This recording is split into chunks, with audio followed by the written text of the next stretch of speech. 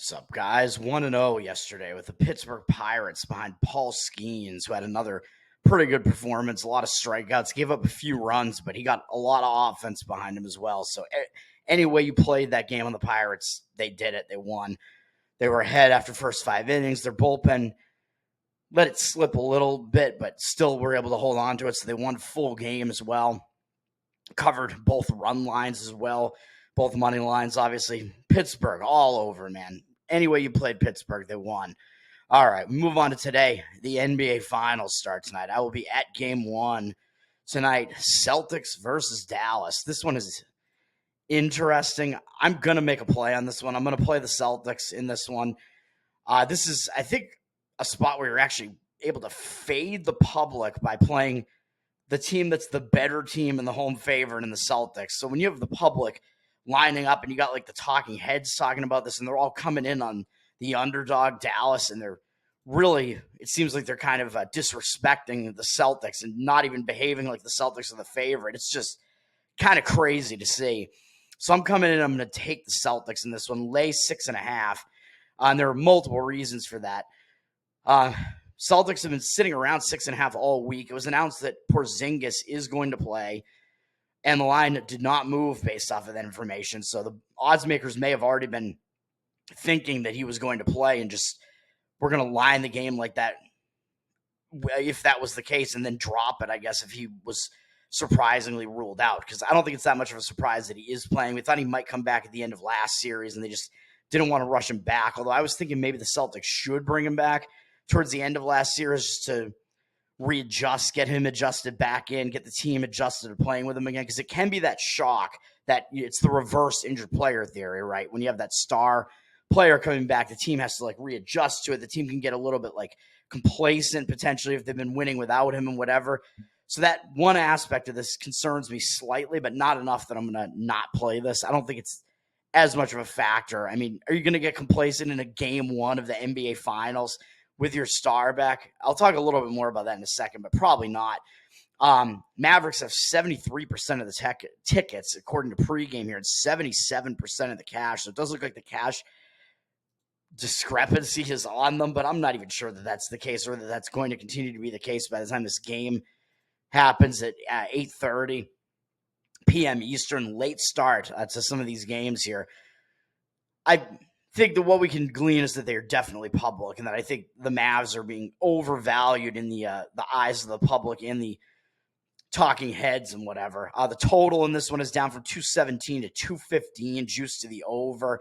I see 84% of the tickets on the over. Public coming in pretty strong, to a strong degree on the over. The public pretty much only plays overs. I mean, this is the finals. Both of these teams have some of the best scorers in the league on them, some of the top players in the league. The public's only going to want to come in and play the over.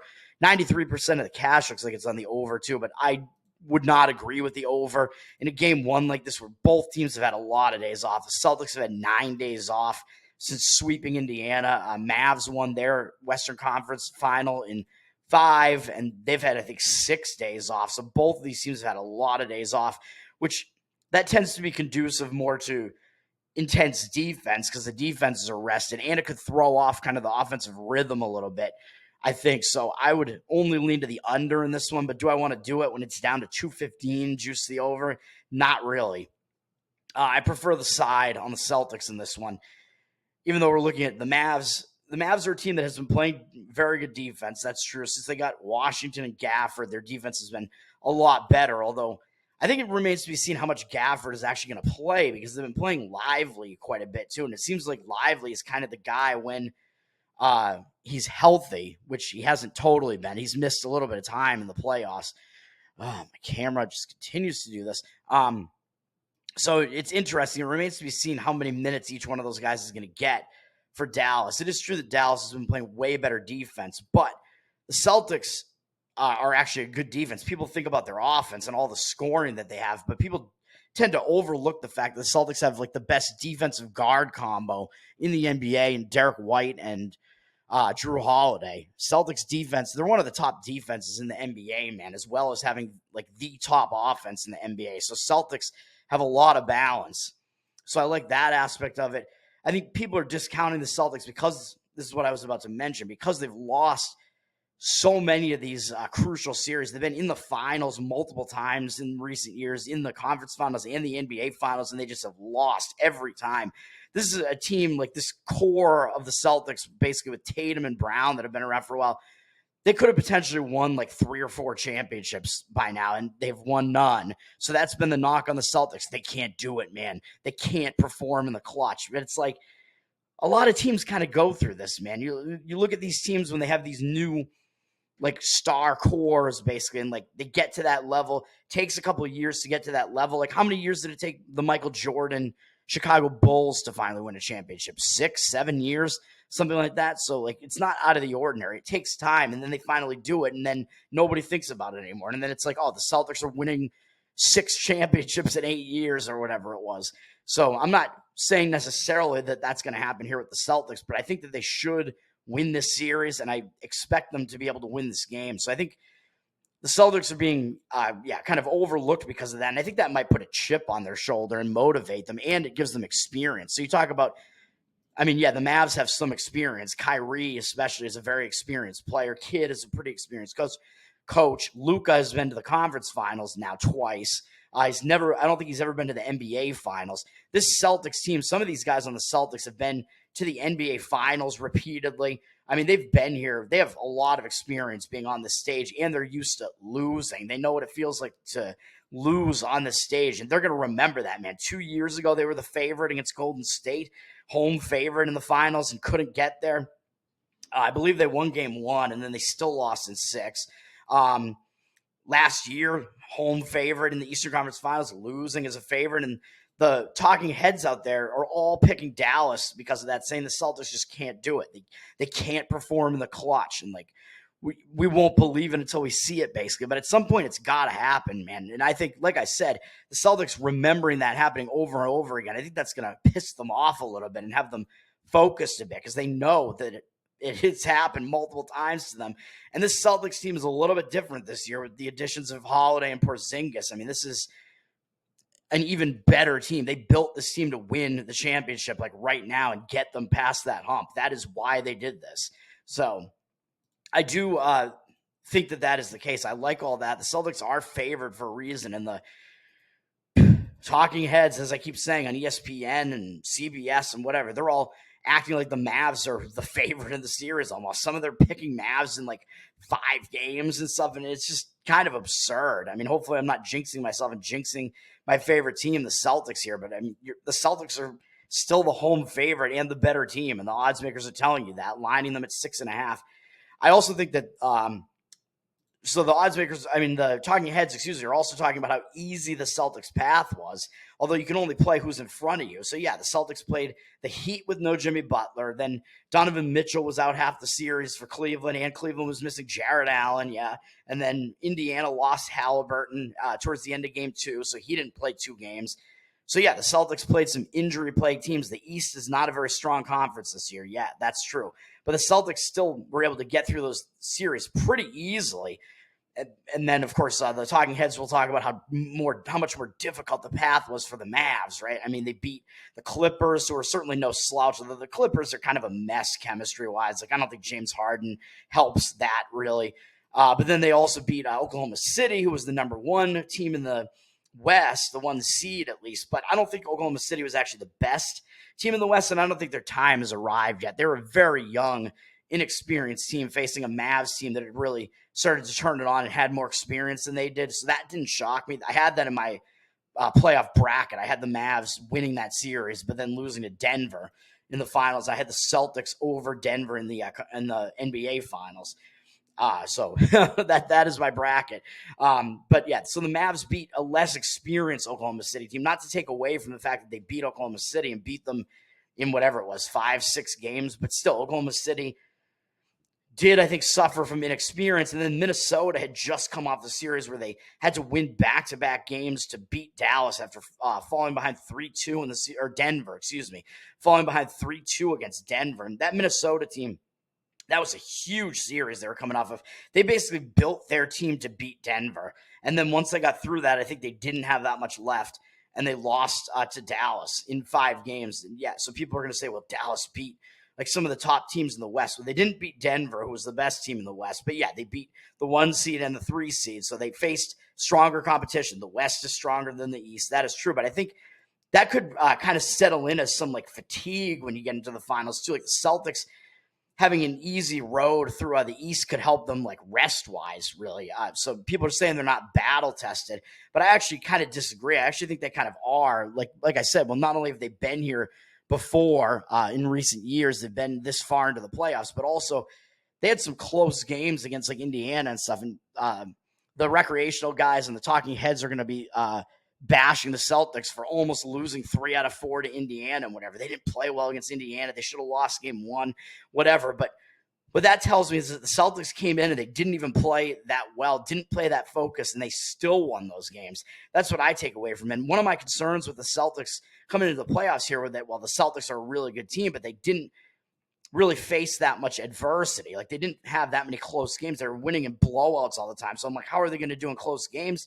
Well, they just had 3 close games in pressure situations against Indiana, and they won all of them, including the game that I was at in game 1, that like miracle win almost with the shot after they were like almost dead at the end of regulation there, and they won it in overtime. And that tells me that they can win these pressure situation games now, especially with the new additions. And Porzingis didn't even play in those. People forget about that too. They're talking about how the Celtics played these teams who had injured players. The Celtics played most of the time without Porzingis. He went down in the Miami series, kind of later in that series. So, yeah, I mean, it's all just kind of crazy. Like, there's just a lot of disrespect. I think Celtics actually being undervalued by the public, essentially, and by the sports commentators and whatever. So I think all of that gives you a little bit of value on the Celtics. And I think the Celtics actually match up well against Dallas. Dallas is a team that defensively, they like to stack the paint, crowd the paint, which works really well against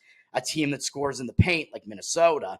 So Dallas can really stack that defense and defend against paint teams like this. But that's not what the Celtics are. The Celtics are a perimeter shooting team. They're a 3-point shooting team. And yeah, sometimes they can go cold from 3, but this is a 7-game series, man. Like, I would be concerned about that in a single game elimination format where you go cold one game, you could lose that game. Yeah, we've seen that happen with the Celtics with their 2 losses in the playoffs. Although they're whatever they are, they've won all the other games. What are they, 12-2 in the playoffs now? Losing 2 games and winning the rest of them. Yeah, so that can happen. But in a 7-game series and with a team, the Celtics, they don't just live and die by the 3. They are one of the best 3-point shooting teams. There's a reason why they do that. So they don't go cold that often, and they're able to shoot well enough that they can win a majority of a prolonged series like that with their shooting like that. And Dallas is not good at defending the 3. They're good at defending in the paint. They're not good at defending outside. And I think Porzingis especially creates a big matchup problem for them because he's 7'2" and he can shoot from the outside, and Dallas doesn't really have an answer there. And I don't really think Dallas has that much of an answer against Jaylen Brown either, because Celtics have so many different scoring options, and Brown is like very, very physically strong. And I've seen, like, if you watch Dallas when they played the Celtics this year, like they had Kyrie trying to defend Brown, and it did not really go well. Brown can kind of have his way with some of these guys physically. That almost sounds sexual. It almost sounds gay, but yeah, you know what I mean. So I think the Celtics do present matchup problems, and they can spread their scoring around so much that I think it is going to be difficult, and especially when a lot of that scoring comes from the outside. So even though Dallas does have some depth, and they added some nice depth with those moves, like I said, Gafford and Washington, the Celtics have even more depth and balance. And both these teams are good defensively. So the Celtics can match Dallas defensively, and they're better offensively and have more scoring options than Dallas does. So I think the Celtics do have those advantages there. So I like all that. Oh, man, I'm talking about this game a lot, but it is the big game, man. I won't repeat myself in the other analysis that I do in the games in the series. This is game 1, man. So we're talking about the series as well. And if you look at the Celtics versus Dallas, I think the Celtics have won the last several games against Dallas. I don't think Dallas has beaten them in the last 2 years or something. So there might be some matchup issues there too. Although of course Dallas has only played them once since they made those trades for Gafford and Washington. And Gafford didn't play that much in that one game. Washington started. Gafford only played 6 minutes off the bench. Lively started. And the Celtics won that game, I think, by 28. And if you're going to look at any of the games that the Celtics played against Dallas this season, I think they only played twice. The Celtics won both of them. I think the Celtics are 4-0 across the last 2 seasons against Dallas. But that game in March was the only one, like I said, after Dallas made those moves. So that was like the best thing that we have to look at, I think, as far as like trying to predict what's going to happen here. And the Celtics won that game by 28. And there were you could tell there were some matchup. I think it was at home, and you could tell there were some matchup problems at home for Boston. I mean, there were some matchup problems there where Porzingis was able to like make shots from the outside, and the things that I just mentioned. Basically, Brown was able to like drive on Kyrie and stuff. So I think that game is an indicator that we can use, although, of course, it is only one game. I'm not saying the Celtics are going to come out and win by 28. And I am worried still about like the rust factor, the Celtics being off for 9 days, but Dallas is also off for 6 days. And we have seen Dallas, like when they've had prolonged time off, they've actually struggled defensively early in games, which is kind of strange, although I don't know how much of that was since they improved their defense with those moves that they made. I don't know. But I think once the Celtics kind of get into it and we're taking the full game here, hopefully they'll get that rhythm back, get into that rhythm, and they'll be able to win this game here. So I think all of that, and the fact that the Celtics just didn't look good in the previous series against a pretty inferior Indiana team, that's going to give us some value on the Celtics too, I think, just because they looked bad against worse competition, whereas Dallas looked really good against Minnesota. But if you look at that series, the first, I think, 3 games in the series, Minnesota had the bigger lead in the game out of the 2 teams in all of them, including having an 18-point lead in Game 2. Minnesota was winning by 18 in Game 2, and they wound up losing the game by 1 in the end. But Minnesota was able to like get those bigger leads throughout that series and just they were not able to finish. So Dallas did win some close games in that series too, although it was against a better Minnesota team. So Dallas is getting way more credit for doing that than the Celtics are. So I think Celtics being undervalued.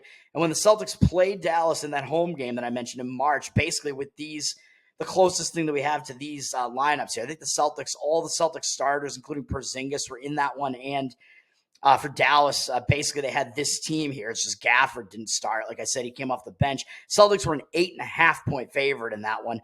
What has changed from then until now? Well, we realize the Mavs are a little bit better than we thought, sure, but is that enough to knock this line all the way down to 6.5, like below the key number 7? I'm not sure about that. So I think on the side, the value is to be had with the Celtics here.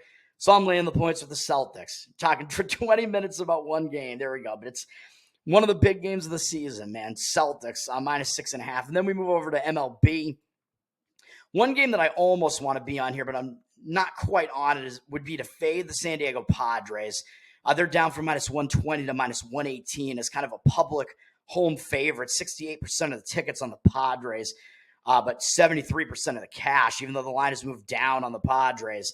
So the line has moved down on them, although we do see a little bit of cash discrepancy on them. But it looks like the line movement is reverse line movement against where the public is. San Diego's returning home from a road trip, but it was only a 2-series road trip where they went to Kansas City. Then they came back to the West Coast, and they just played in Anaheim, and they got swept by the worst home team in baseball, Anaheim. That's embarrassing, man. But San Diego now with no time off is returning home from a road trip. And even though it's a short trip from Anaheim to San Diego, it's like, well, they still have like home affairs to get back to and whatever. Were they going back home and getting any of that done during that Anaheim series? I don't know. Are they still going to be distracted from the return home? I'm not sure. Like if this was a return home spot from like a more prolonged series, I would probably be on Arizona in this one. And I do like the Arizona side because you do still have San Diego returning from that trip, but it's like they have been in Anaheim.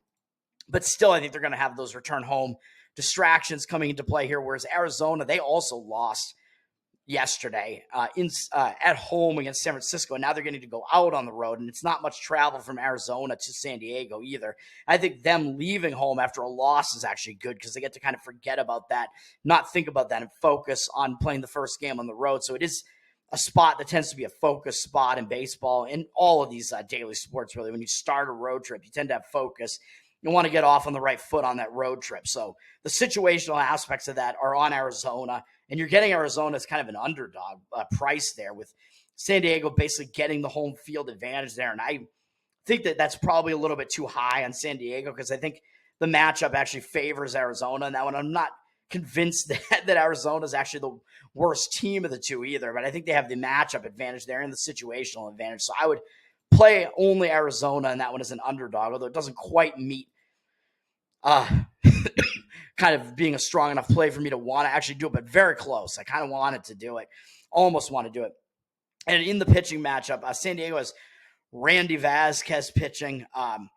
He has bad stats this season, man. And his limited time against Arizona, he's a young guy. He's only in his second season, but he's 25, so he is still pretty young, but he's struggled so far. Like, he's been allowing a lot of base runners, a lot of runs to score, just high whip, high ERA. His stats aren't really that good, man. So I don't trust Vasquez out of those two pitchers. Just not a lot to like there. His strikeout rate is actually pretty low this time. He's mostly been getting hit. He's been getting knocked around. His walk numbers aren't that high, but he's just been getting knocked around, hit around. And Arizona in very limited playing time, 5 at-bats or 2 for 5 off of him. So not much you can take away from that, but still, they've seen in limited action, they've seen him. They've done pretty well against him. He's done pretty bad against them. And San Diego yesterday against the Angels, they did use a little bit of their bullpen, although not much, only 2 relief pitchers, whereas Arizona yesterday, I believe, used a little bit more than that.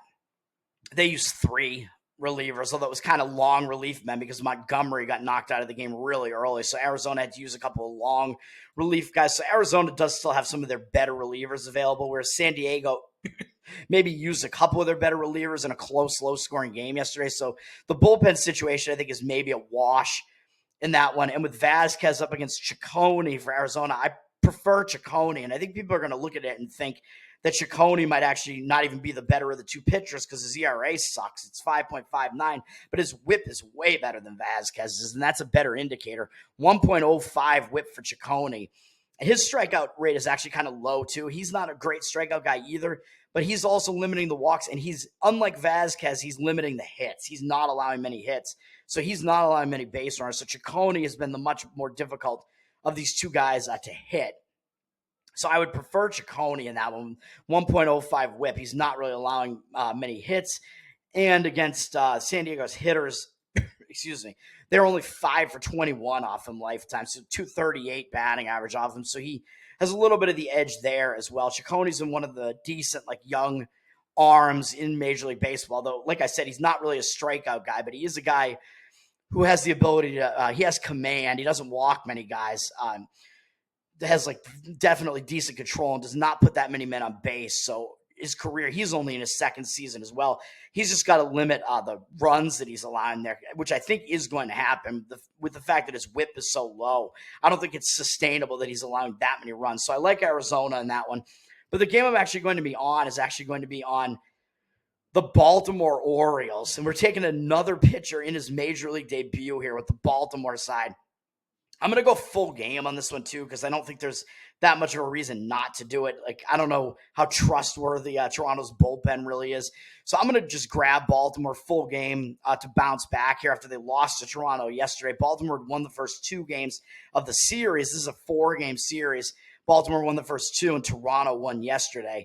I don't see any percentages on this yet, but I see Toronto at minus 105 right now. And I think you're able to get Baltimore at an underdog price. At plus 100, even money, it looks like you can get right now. So basically anything in that range, I think we're getting a little bit of a bargain on Baltimore because I think Baltimore might be the better of these two teams. Their offense has been more successful than Toronto's has been so far this year, although both these teams do have pretty good lineups. But Baltimore has been the better team throughout the season so far, man. Although, does that worry me a little bit with the fact that you're getting the team with the better record in Baltimore as an underdog?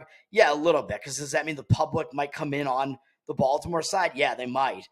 So that worries me a little bit with this one. But I think that the matchup calls for it, man. So Toronto was able to get the win yesterday. It was actually a dramatic win, kind of a big win. So does that mean they're going to be in a letdown spot and not be able to sustain that again? I don't know. Blue Jays used 3 relief pitchers yesterday, and Orioles used 4, including Kimbrel, their closer, but he threw 10 pitches. Does that mean he's not going to be available this time? Possibly. I don't know. But the bullpen situation, I think, could be considered to be a bit of a wash. I think actually both of these teams have okay bullpens, really. But yeah, Baltimore used 1 more reliever than Toronto did yesterday in a close, low-scoring game. They both had to use some of their better relievers, so I don't think there's that much of an edge one way or the other there. Baltimore probably will have to go to their bullpen because we are going with a Guy making his major league debut here, and that's 24-year-old Cade Povich. Maury Povich's son.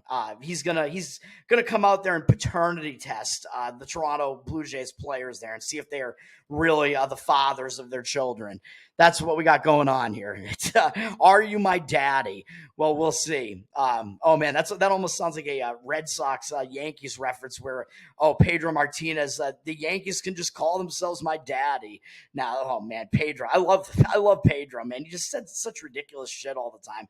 That guy, he was a goofball. Loved that guy. And he was one of the most dominant pitchers of my era, man. Like when Pedro was on the mound for the Red Sox, like it was a rare situation, man, where it's like Pedro's pitching, they're going to win this game. It was like almost a guaranteed win. He was so good for a couple of those seasons there. And I got to see him pitch in person a few times. Awesome. You don't get too many pitchers like that. And that era doesn't even exist anymore. You have these pitchers that are just so dominant and they just throw the full game and just completely dominate and whatever. You don't really get that anymore. Anyway, back to this game. Cade Povich. I like the scouting reports on this guy, man. He's a guy who does have the ability to fool hitters, even though his fastball isn't like totally overpowering. He's not like Paul Skeens throwing up to 100 miles an hour. Povich throws like in the mid 90s, basically, is where he tops out, which still, I mean, that's fine for a major league starter as long as you're varying up your speeds and stuff. That's not horrible. In AAA right now, his strikeout rate is actually very high. It's like 11 strikeouts per 9 innings. His stats are pretty good in AAA right now. And he has struggled at times at some of the lower ball levels, but AAA, he's not doing badly. The only bad number that he really has in AAA is his amount of walks. He's wild. So he does have the ability to fool guys and strike them out, but he's putting too many men on base. So he needs better control. So hopefully he's able to get that under control. But other than that, I like it, man. He's a 4 or 5 pitch guy. It looks like from the scouting reports, he's considered to be one of the better prospects. And Baltimore, I think, is having to use him because they have some injuries in their starting rotation. But he does have the stuff. Like if you have 4 or 5 good or even 3 to 4 good pitches, you can kind of sustain yourself as a major league pitcher. And it looks like that's what this guy has in his arsenal. And on top of the fastball, it looks like he has some sort of moving fastball that has a good amount of movement on it. And then he's got a curveball that has a lot of movement on it. But it looks like he needs to get more control of that curveball because I guess that thing is a little bit wild and he's throwing a lot of curveballs in the dirt.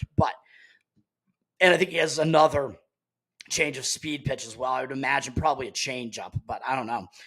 But I like it. And when you have these young like prospects that are considered to be pretty like decently touted prospects coming in and they've never been seen before by any of these major league hitters, I think that gives the pitcher a little bit of an edge. I feel like I'm always talking about it. It's like you can almost always find a spot where you have these young like prospects pitching basically, and you can get the edge on them early on because the hitters haven't seen them before, so they're not used to facing them and they don't know what they're going to do against them. Povich, by the way, I believe is also a lefty, which major league hitters also have another adjustment to make there because they're less used to facing lefties than righties typically because lefties are rarer. So that arm angle tends to be a little bit of something that you're not used to either, and you have to get used to it from the lefty pitcher. So that's another thing there. So I think we got an edge there with Baltimore in the starting pitching matchup. And Toronto is pitching Yusei Kikuchi. I mean, he's been decent for them. He's a guy who's in his 30s now. I'm pretty sure they brought him over from Japan not too long ago. But his major league career really hasn't been that good, man. Oh, he was on Seattle before Toronto. Actually, I forgot about that. He's been in the majors since 2019, but his stats really, I mean, even though they improved last year with Toronto, his overall stats in the majors, 4.61 ERA and 1.37 whip, fewer than 9 strikeouts per 9 innings, and a somewhat high walk number. So there's not that much to like out of Kikuchi, really, as far as the fact that he's putting so many men on base. Although with Toronto, his whip has been in like the mid to high 1.2s, which is a little better, but still not that good. And this year, similar to last year's stats with them, he's got a 1.25 whip and 3.66 ERA, which it's not horrible, excuse me, but you'd like to see it be a little bit better out of him. And he does have 65 strikeouts and 14 walks. So his strikeout walk ratio is actually not that bad this year, but he's also allowed 69 hits in 66 and a third innings. So he's been pretty hittable. And Baltimore, the one time he faced them this year, was able to hit him as well, getting 6 hits off of him in 4 and a third. And he walked 1 guy, but he somehow managed to escape that start, only allowing 1 run, despite putting 7 base runners on him, 4 and a third. He struck out 9, so he did have his strikeout stuff working in that one. But it does mean Baltimore just faced him not that long ago in mid-May. So Baltimore might be a little bit familiar with him, a little bit used to him. And of course, they're familiar with a pitcher who's been in their division for a while. So these Baltimore hitters, we have a huge sample size to look at here. And it hasn't been good for Kikuchi against Baltimore's hitters. They're 37 for 132 off him lifetime, 4 doubles, a triple, 10 home runs, 24 RBIs, 38 to 14 strikeout walk ratio. So that walk number is still a little bit high too. It all comes out to a 280 batting average for Baltimore's hitters against Kikuchi. So they're able to hit him pretty decently to the tune of 280. And with all those extra base hits and walks and stuff, a 902 OPS. So that's a pretty high OPS. So Kikuchi has not had success against this Baltimore lineup, who do have pretty good hitters. So both of these teams do have good hitters, but Baltimore has been the better team. I think we're getting a little bit shortchanged in the number because you tend to get a little bit of value on these completely unknown pitchers, but I think you actually get a little bit too much value, and they actually like have some edges there that the odds makers don't account for. Like I said, with the unfamiliarity of it, these hitters are totally unfamiliar with facing them. So that's it for today, man. 2 plays, Boston Celtics -6.5. Let's kick that series off right, man. Come on, let's get it done. Don't break my heart and don't break my hat. And Baltimore Orioles +100 in baseball. Let's get it done. Peace.